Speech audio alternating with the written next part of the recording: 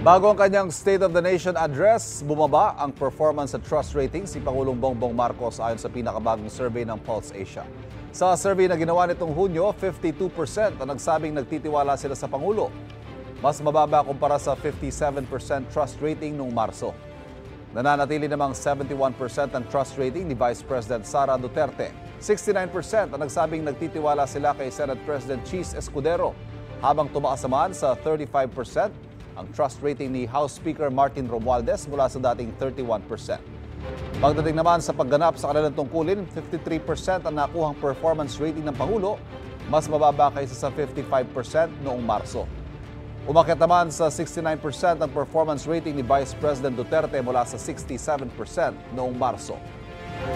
Tumaas din ang performance rating ng House Speaker na nasa 35% mula sa dating 31%.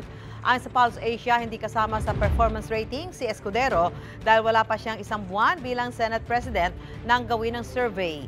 Nagpasalamat si Escudero sa ibinigay na trust rating sa survey. Patuloy raw sisikapin ng Senado na panatilihin ang tiwala ng taong bayan.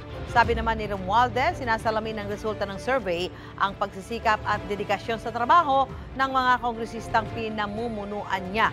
Sinisikap ang kunin ang pahayag ng Malacanang at ng Vice Presidente.